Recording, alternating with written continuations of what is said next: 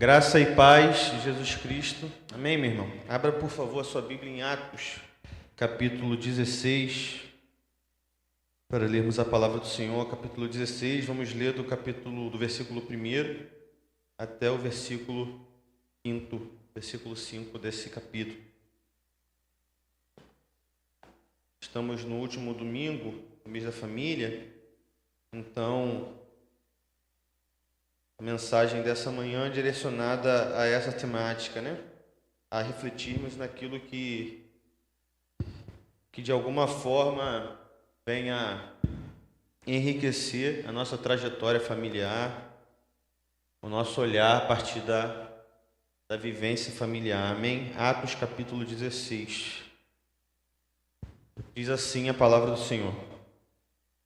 Chegou a Derbe e depois a Listra, onde vivia um discípulo chamado Timóteo.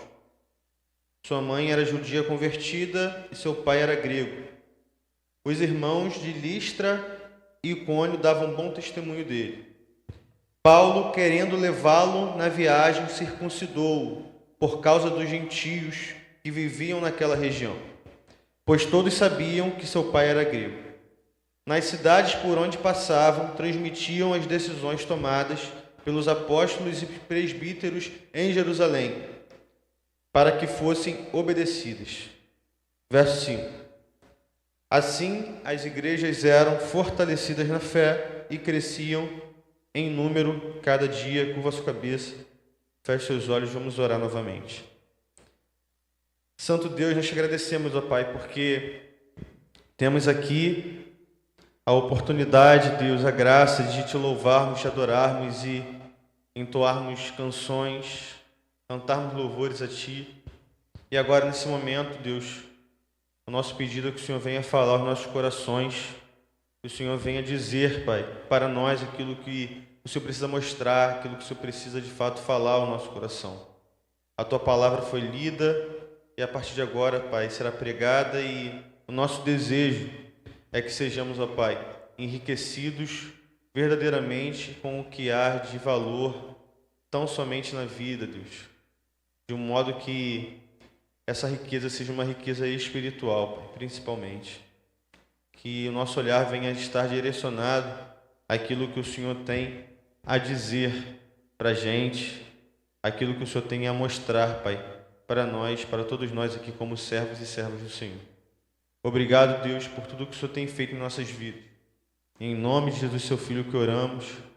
Amém e amém.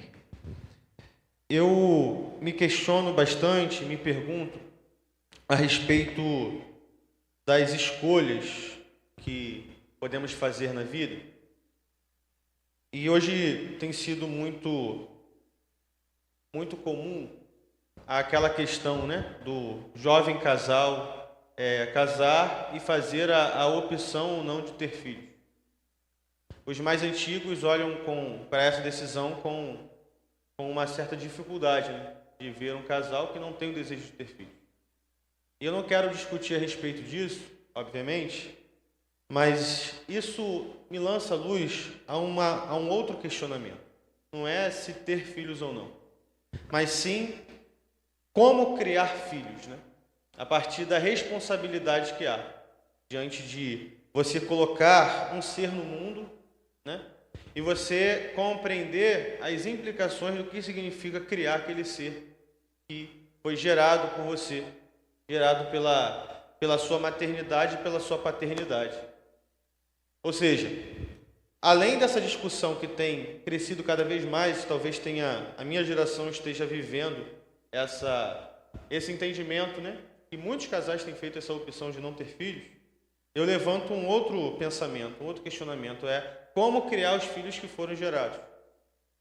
Porque existe uma crescente necessidade, meus irmãos, de que a herança do Senhor, que são os filhos que o Senhor dá a um casal, de forma a formar essa família, sejam verdadeiramente filhos conectados àquilo que há de mais belo no Evangelho, que é alcançar, queridos, uma herança e ter aquisição dessa herança como não uma herança material, não uma herança monetária, financeira, não daquilo que você vai entregar ao seu filho financeiramente, mas sim como uma herança espiritual. Por isso que eu pergunto a você aqui, o porquê criar filhos, né? Porque gerando esses filhos, por que você vai criá-los e como você vai criá-los? Como que você vai vivenciar na sua história familiar uma experiência plena dessa criação? Porque há de convir, queridos, que, infelizmente, muitos casais criam seus filhos no ambiente da igreja, no ambiente do templo, trazem os seus filhos ao templo, à igreja, e até parece que ele cria o seu filho no caminho do Senhor. Ele se veste como alguém que cria no caminho do Senhor, né? Ele traz nos lugares que outros que criam no caminho do Senhor trazem, ou seja, na igreja. O filho vivencia os espaços totais dessa experiência. Ou seja, o filho não só vem no culto de manhã ou de noite, ou de manhã e de noite. O filho participa de tudo.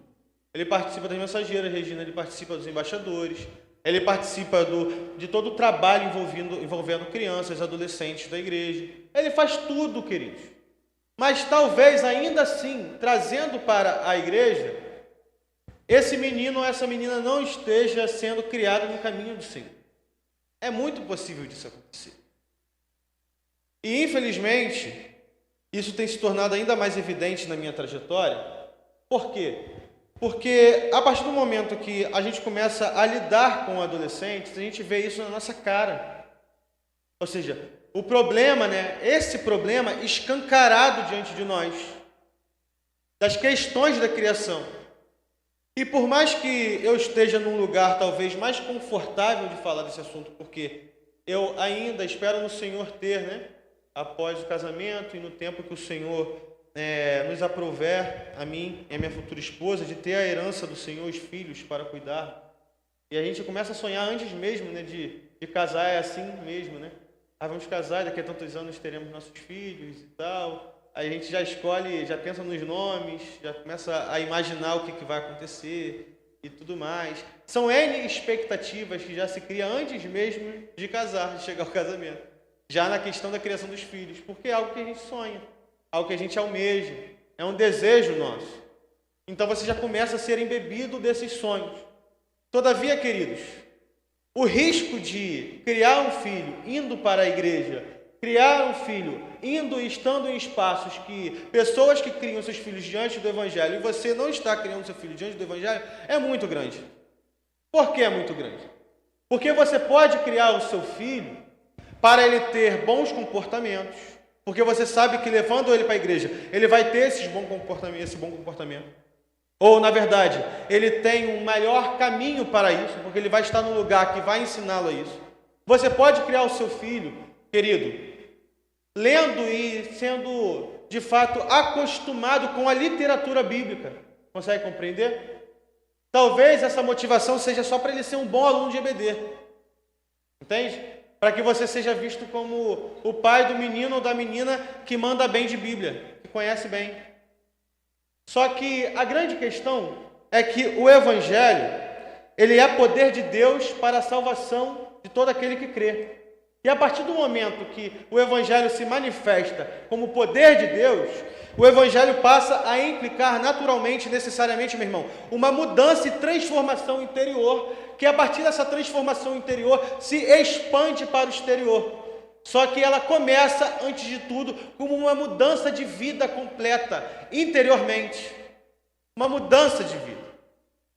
Aí talvez você tenha que ser sincero com você mesmo, você pensar se você tem criado os seus filhos, pensado nisso, ou você, jovem como eu, que ainda não tem essa graça de viver essa experiência, de pensar, olha só, quando eu chegar nesse lugar, quando chegar esse momento da minha vida, será que eu de fato estarei pensando em criar filhos transformados pelo Evangelho, ou eu só quero manter uma boa cidadania e construir nesse indivíduo, nessa menina, nesse menino, uma pessoa que seja bem quisto na sociedade, que tenha boas escolhas, que escolha uma profissão que venha dar um retorno financeiro muito legal para ela e que se ela for só uma boa dizimista já está bom.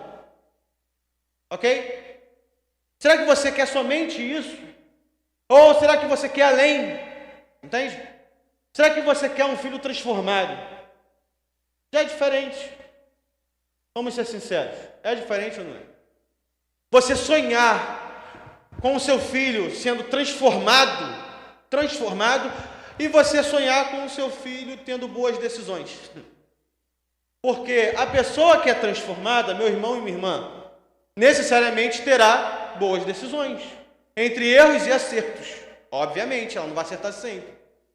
Só que qualquer um que também não é transformado, para assim, o universo de pessoas que são transformadas, pensa naqueles que não são transformados pelo Evangelho. Ele pode tomar boas decisões também. E ele pode cumprir esse protocolo de ações que você já esperava do seu filho, achando que o seu filho está sendo criado no caminho do Evangelho. Você talvez esteja totalmente assim, perdido nisso. E esse texto, meus irmãos, nos ajuda a nos orientarmos a respeito desses posicionamentos. Porque aqui nós temos, em Atos dos Apóstolos, carinhosamente chamado, e eu gosto muito desse apelido que dão, de o Evangelho do Espírito. Porque se nós temos em Mateus, Marcos, Lucas, os Evangelhos sinóticos, quarto Evangelho, João, as ações de Jesus sendo apresentadas para mim e para você como ações transformadoras, o próprio Deus encarnado habitando, transformando pessoas, chamando discípulos para seguirem o seu caminho. Se nós temos aqui nos Evangelhos as ações práticas, não somente biográficas, consegue compreender? Porque não é somente uma ação para aquele tempo, histórica para aquele tempo. Ou seja, biografia, o dia de ontem, o dia de anteontem, o dia de amanhã. Não é somente para isso. Eu estou me referindo de ações, sim, concretas naquela história, mas com verdades eternas. Ou seja, que vai além, que foram além da biografia terrena de Jesus, da presença histórica de Jesus. Estou falando de coisas que vão além. Em Atos nós temos as ações do Espírito, o derramamento do Espírito, e a partir desse derramamento, meu irmão e minha irmã, o próprio Santo Espírito de Deus impulsionando, direcionando, conduzindo a vida dos apóstolos. Por isso que são os Atos dos Apóstolos. Mas são atos dos apóstolos somente? Obviamente que não. São atos do Santo Espírito na vida dos apóstolos. E chega a um determinado momento dessa trajetória, em Atos no capítulo 16, que já aconteceu muitas coisas, um universo de coisas. É uma narrativa, é um livro histórico, ou seja, um emaranhado de coisas acontece.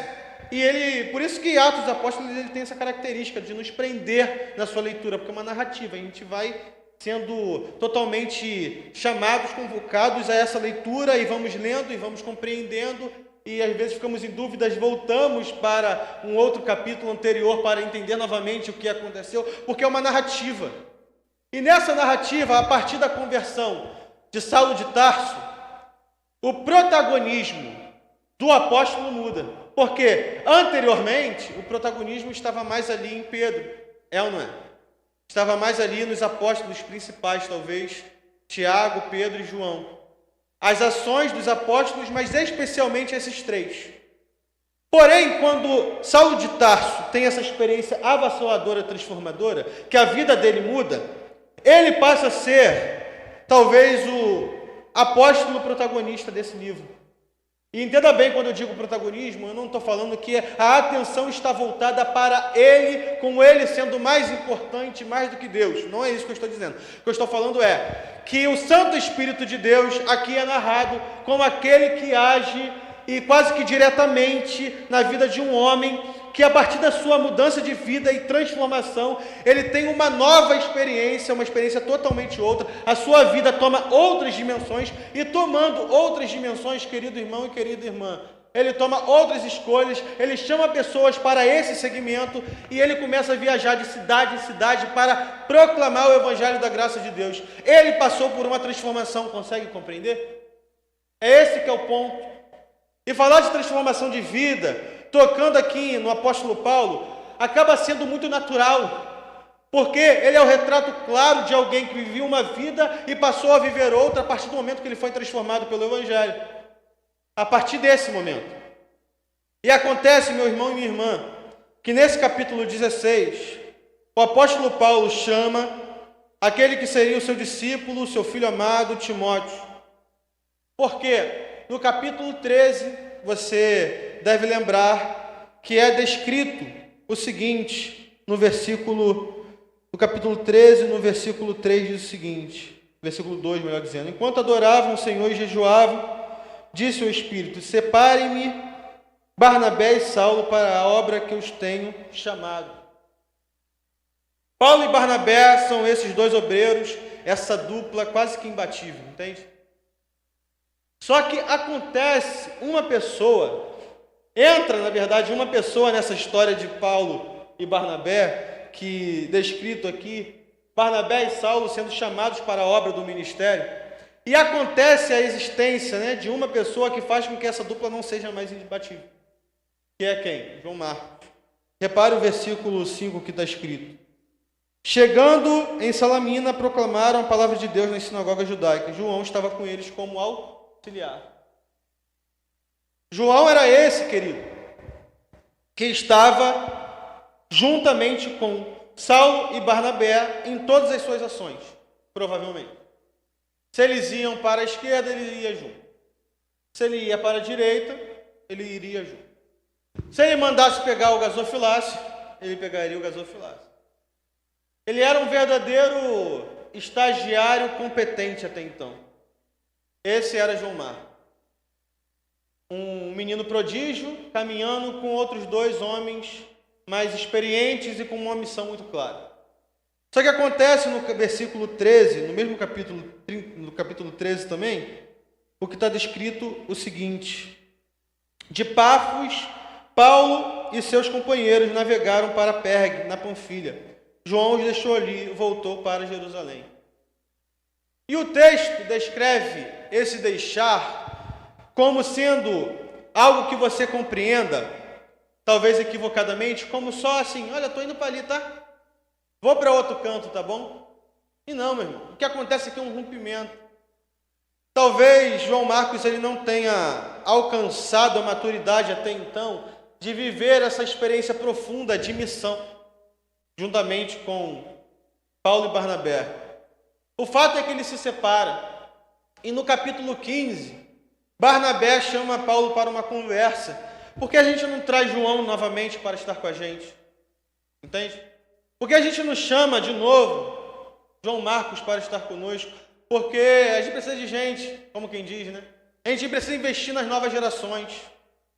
A gente precisa chamar João Marcos para estar com a gente. Era uma nova chance, querido irmão e querida irmã, que Barnabé estava visualizando que João Marcos tivesse. E nesse momento, é justamente neste capítulo, exatamente nos versos anteriores que nós acabamos de ler, do capítulo 16 de Atos, que eles se desentendem, e você conhece bem.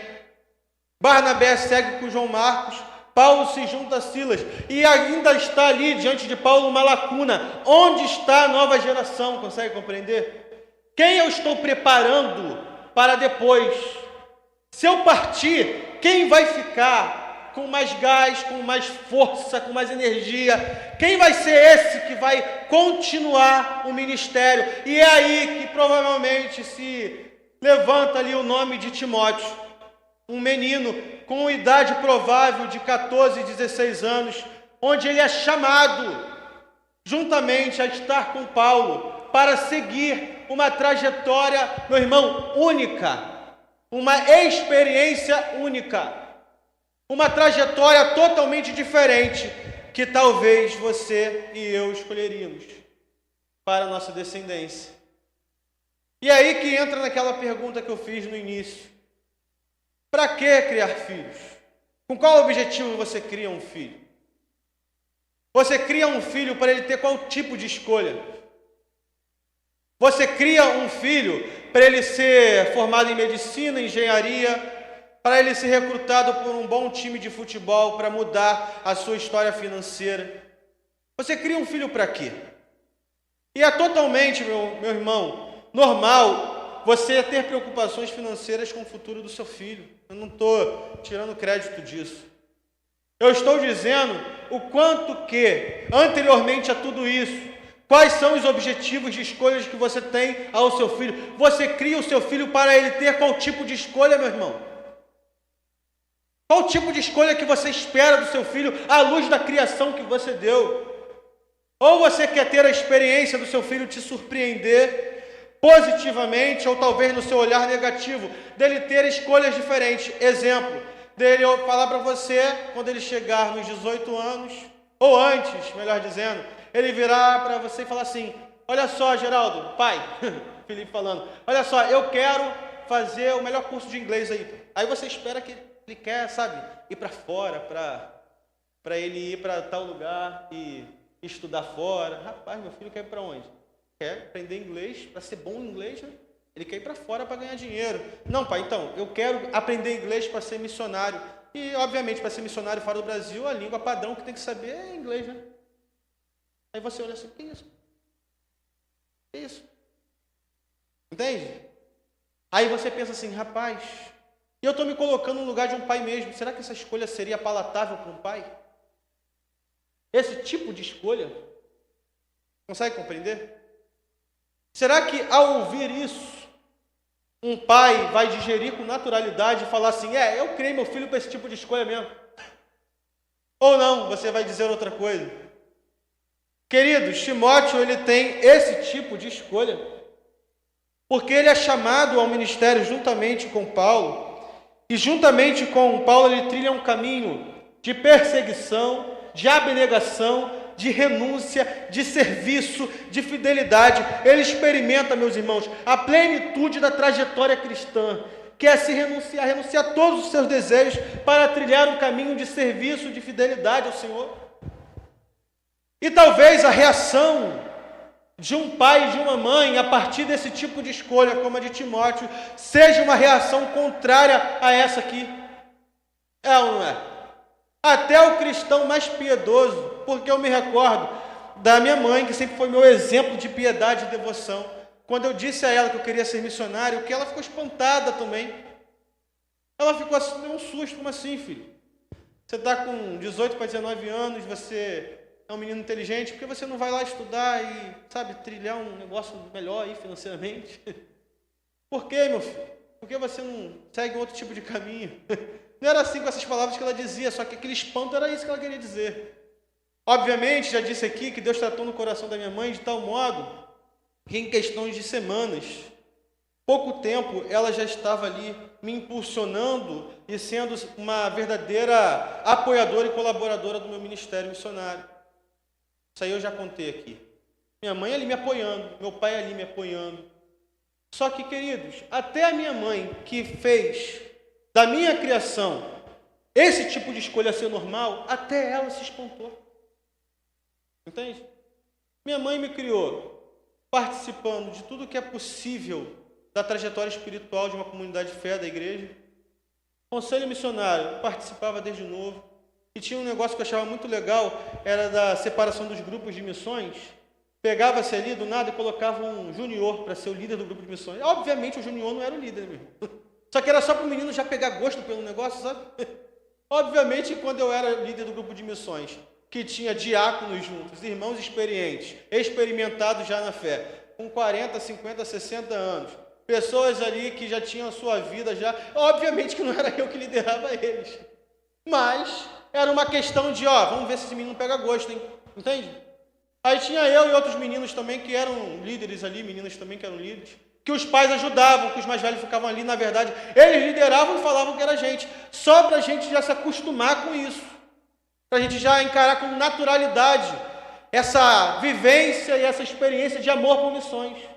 Então até minha mãe, que teve nessa experiência de maternidade o normal de esperar que um filho tenha esse tipo de decisão, até ela ficou meio chocada. Até ela.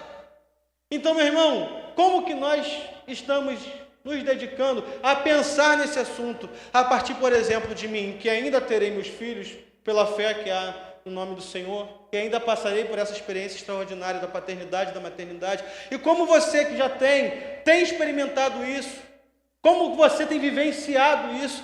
Timóteo é um exemplo, queridos, de uma mãe e de uma avó que a partir desse chamamento, elas são as verdadeiras legitimidades para a experiência que Timóteo estava tendo. Por quê? Porque lá em 2 Timóteo, descreve um texto que eu gostaria de ler com vocês, que eu já sei de cabeça, porque ele é muito especial para mim, mas eu gostaria de ler fielmente cada palavra que aqui está. Recordo-me da sua fé não fingida, que primeiro habitou em sua avó Lóide e em sua mãe Eunice, estou convencido de que também habita em você. Timóteo é este que no final da vida de Paulo recebe a sua última carta. 2 Timóteo é a última carta, os últimos escritos do apóstolo Paulo. E nas suas últimas palavras, no final da tinta de sua pena, o apóstolo Paulo diz: Timóteo, a sua fé é verdadeira, mas antes de ela ser verdadeira em você, ela habitou em 2 mulheres de fé, a sua avó Lóide e a sua mãe Eunice. Então, como quem diz, Timóteo, se você largou tudo para seguir o caminho de Jesus juntamente comigo, isso antes de tudo se dá por uma criação que você teve, uma criação cheia de fé. É isso que o apóstolo Paulo está dizendo. Se você tomou essa decisão, se você abdicou de tantas possibilidades, se você negou os prazeres da juventude, se você optou por uma vida de seguimento fiel a Jesus Cristo, isso se deu antes de tudo, Timóteo, pela fé não fingida, sim, que está em você, mas antes de você, teve uma avó e teve uma mãe, com uma fé autêntica que te criou. E o texto vai dizer, aqui no capítulo 16, que a mãe de Timóteo era uma mulher judia que se converteu ao Evangelho. Uma versão que eu gosto diz que era uma mulher judia que acreditou. Ou seja, ela ouviu a mensagem do Evangelho e se rendeu à boa nova. Ela passou por uma transformação, meu irmão. Ela foi transformada. Ou seja, como criar filhos, antes de tudo, passa por uma transformação que antes você teve, não o que o seu filho teve. E eu não estou dizendo que salvação se passa sanguineamente. Não é isso que eu estou dizendo. Eu estou dizendo que a transformação que você espera que o seu filho tenha, antes tem que ser uma transformação que esteja sendo vivenciada e operada na sua vida, não somente na vida do seu filho, né? Mas eu mando o menino para a igreja, mas eu mando a menina para a igreja. Tudo que tem eu falo, dinheiro não é um problema, precisou acampamento eu pago. Talvez você seja muito dadivoso com isso. Talvez, louvado seja o Senhor por isso, que dinheiro não é um problema para você no sentido não de somente ter muito, né? Mas sim no sentido de você não ser preso a ele. Você, se possível, pague até o acampamento de 2, 3 adolescentes aqui, que nem filho seu é. Amém? Eu já estou profetizando que o acampamento da São Nós está chegando. Então, Deus vai te usar, meu irmão. Não é, Graça? Graça já rindo ali. Talvez você não seja esse tipo de pessoa presa a dinheiro. Talvez você seja uma pessoa muito dadivosa. Mas compreende que somente esse tipo de coisa não é o suficiente para a transformação de alguém e que seu filho pode até ser transformado em atividades desse tipo, chegar no acampamento e ele conhecer a Jesus Cristo ali. Louvado seja o Senhor por isso. Mas isso não basta, meu irmão. Isso antes tem que ter uma transformação da sua vida, para que o seu filho no dia a dia veja a fé não fingida que primeiro habitou em você. Então, se essa fé não fingida habita nele, ele olha, eu tenho um referencial de fé, e esse referencial de fé não está somente na minha própria experiência, está nas pessoas que me cercam, especialmente meu pai e minha mãe. Consegue entender essa importância?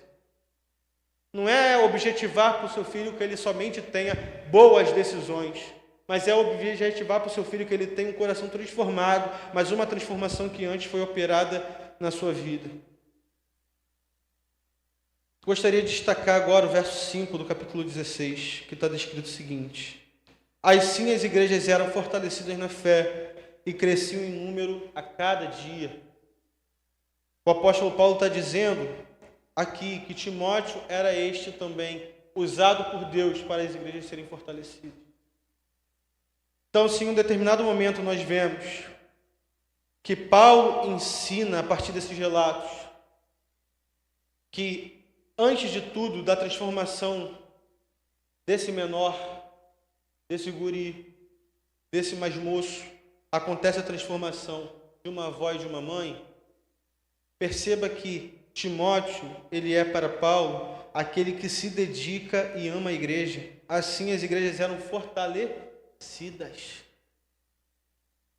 Timóteo foi criado a partir da fé da sua avó e da sua mãe para se dedicar ao amor e serviço à igreja.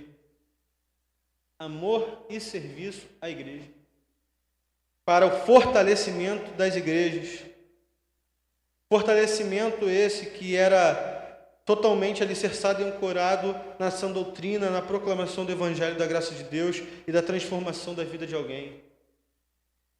Então, queridos, se Timóteo antes teve uma avó e uma mãe para olhar e copiar a fé, não somente, perceba, não copiar somente a prática de ir tradicionalmente, religiosamente para uma comunidade religiosa, não estou falando disso. Estou falando de copiar a fé verdadeira. Se Timóteo teve esse olhar para uma avó e para uma mãe, a consequência disso foi não somente uma experiência subjetiva dele ter uma fé não fingida, se expandiu. Qual foi essa experiência? De amar a igreja.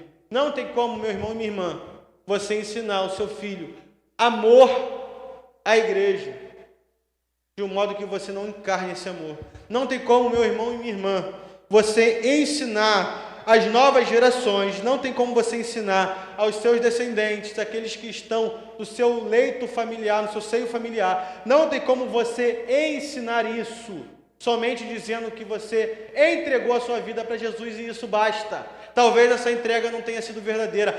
O resultado de uma entrega, ou seja, de uma fé não fingida, de uma fé sincera, é a dedicação e amor à igreja.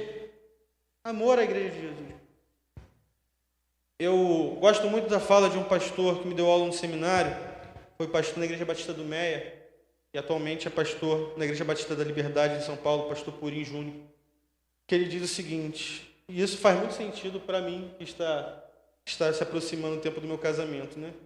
Tem como, a pergunta que ele faz, né? Uma pergunta retórica, obviamente. Tem como um noivo chamar alguém para a festa que não gosta da sua noiva? Entende? Compreende?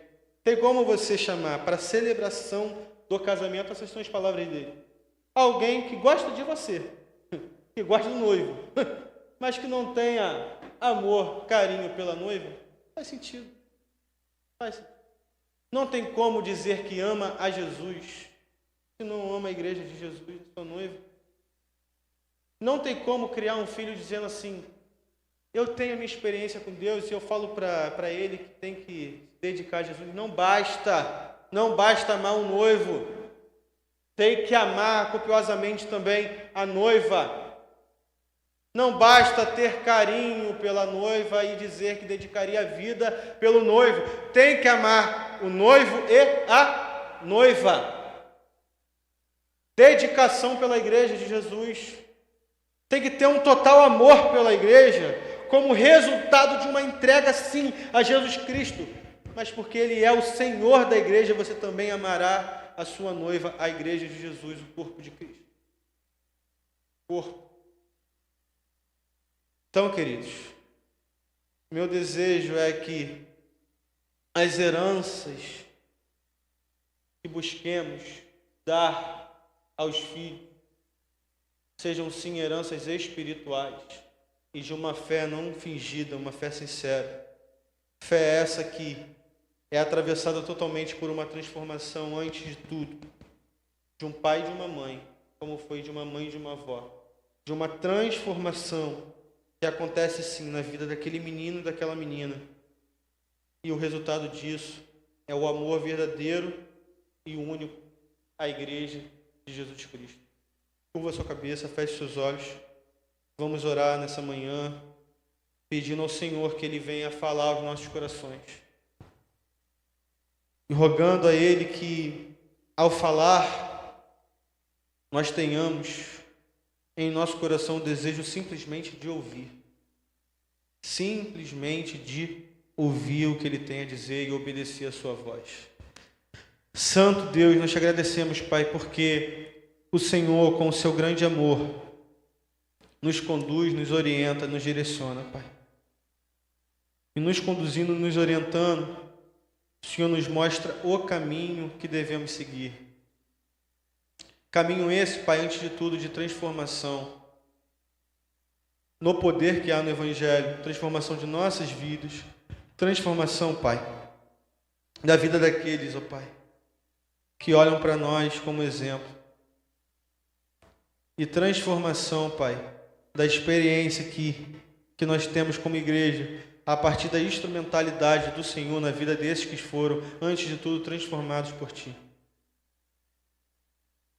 Querido, nós te agradecemos, querido Pai, por tudo que o Senhor tem feito em nossas vidas.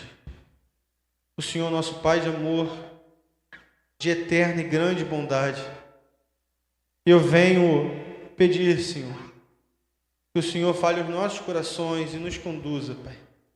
Especialmente aqui, me referindo aos pais, na criação de seus filhos. Que eles criem os filhos para as decisões, como decisões de Timóteo, de serviço, fidelidade e lealdade. Que a partir dessas decisões, eles venham viver e que eles venham achar normal, Pai, que os seus filhos, as suas filhas se dediquem ao caminho do Evangelho, ao caminho de Jesus. Obrigado por tudo que o Senhor tem feito em nossas vidas. Em nome de Jesus que eu oro. Amém e amém.